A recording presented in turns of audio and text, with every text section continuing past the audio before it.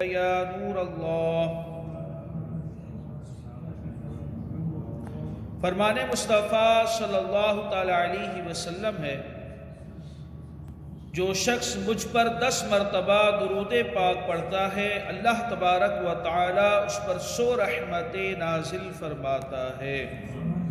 صلو علی الحبیب صلی اللہ تعالی علی محمد۔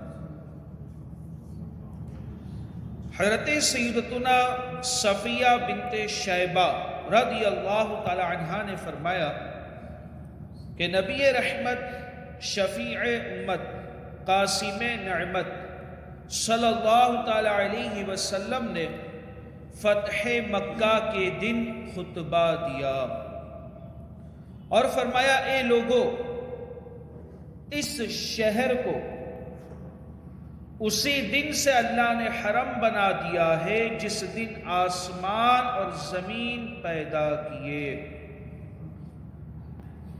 یہ حرم جو ہے یہ اب سے نہیں ہے، حضور کی شریعت میں نہیں ہے، بلکہ جب سے آسمان اور زمین پیدا کیے گئے یہ تب سے حرم ہے۔ یعنی تمام انبیاء کے دین میں، تمام انبیاء کی شریعت میں یہ حرم ہے، حرمت والی جگہ ہے، اور یہ قیامت تک اللہ کے حرام فرمانے سے حرام یعنی حرمت والا ہے۔ حدود حرم میں کچھ کام ایسے ہیں جو حرام ہو جاتے ہیں، حرمت والا یہ حرم ہے، حرمت والی جگہ ہے۔ مفسر شہیر حکیم الامت حضرت مفتی احمد یار خان علیہ رحمت الحنان اس حدیث پاک کے تحت لکھتے ہیں، یعنی اس شہر پاک کا حرم شریف ہونا صرف اسلام میں نہیں ہے بلکہ بڑا پرانا مسئلہ ہے۔ ہر دن میں یہ جگہ محترم تھی، اور وہ بات جو باب حرم مدینہ میں آ رہا ہے کہ حضرت ابراہیم علیہ السلام نے مکہ معظمہ کو حرم بنایا، وہاں یہ مطلب ہے کہ اس کے حرم ہونے کا اعلان حضرت ابراہیم علیہ السلام نے کیا، کیونکہ طوفان نوح میں جب بیت المعمور آسمان پر اٹھا لیا تو لوگ یہاں کی حرمت وغیرہ بھول گئے، جب یہ حرمت والی جگہ حضرت آدم علیہ السلام کے زمانے سے ہے، بلکہ اس سے بھی پہلے سے ہے۔ جب طوفان نوح آیا تو بیت المعمور جو ہے آسمان کی طرف اٹھا لیا گیا، اب اس کے بعد جو ہے لوگ دھیرے دھیرے اس جگہ کی حرمت کو بھول گئے۔ پھر حضرت ابراہیم علیہ السلام نے یہاں خانہ کعبہ تعمیر فرمایا اور اس جگہ کو حرم ہونے کا اعلان فرمایا۔ طوفان نوح میں جب بیت المعمور آسمان پر اٹھا لیا تو لوگ یہاں کی حرمت وغیرہ بھول گئے۔ حضرت خلیل اللہ علیہ السلام نے پھر اس کا اعلان فرمایا، حدیث پاک میں الی یوم القیامہ یعنی قیامت تک فرما کر بتایا کہ یہ حرمت کبھی منسوخ نہ ہوگی، یہ ہمیشہ ہمیشہ کے لیے حرم ہے۔ ٹھنڈی ٹھنڈی ہوا حرم کی ہے، بارش اللہ کے کرم کی ہے۔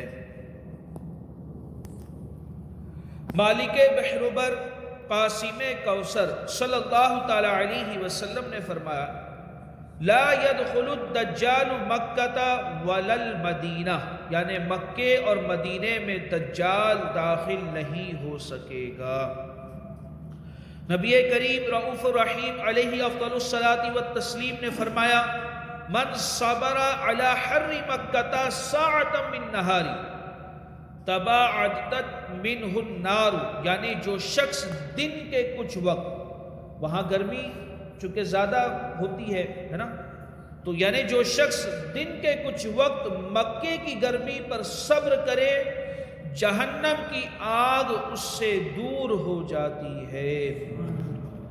حضرت سیدنا سعید بن جبیر رضی اللہ تعالی عنہ نے فرمایا، جو شخص ایک دن مکے میں بیمار ہو جائے، مکے میں ایک دن بیمار ہو جائے، اللہ عز و جل اس کے لیے اسے اس نیک عمل کا ثواب عطا فرماتا ہے جو وہ 7 سال سے کر رہا ہوتا ہے، لیکن بیماری کی وجہ سے نہ کر سکتا ہو، اور اگر وہ بیمار مسافر ہو تو اسے دگنا اجر عطا فرمائے گا۔ رسول اللہ صلی اللہ تعالی علیہ وسلم نے ارشاد فرمایا، جس شخص کی حج یا عمرہ کرنے کی نیت تھی اور اسی حالت میں اسے حرمین یعنی مکے یا مدینے میں موت آ گئی تو اللہ تعالیٰ اسے بروز قیامت اس طرح اٹھائے گا کہ اس پر نہ حساب ہوگا نہ عذاب۔ ایک دوسری روایت میں ہے بعث من الآمنین یوم القیامہ، یعنی وہ بروز قیامت امن والے لوگوں میں اٹھایا جائے گا۔ آمینہ کے مقام پر روز و شب بارش اللہ کے کرم کی ہے۔ مکہ المکرمہ زاد اللہ شرفا و تعظیما میں ہر دم رحمتوں کی چھماچم بارشیں برستی ہے۔ لطف و کرم کا دروازہ بھی کبھی بند نہیں ہوتا، مانگنے والا کبھی محروم نہیں لوٹتا۔ حرم مکہ مکرمہ میں ایک نیکی لاکھ نیکیوں کے برابر ہے، مگر یہ بھی یاد رہے کہ وہاں کا ایک گناہ بھی لاکھ گناہ کے برابر ہے۔ افسوس، 100 کروڑ افسوس، یہ جاننے کے باوجود بھی بلا تکلف گناہوں کا ارتکاب کیا جاتا ہے۔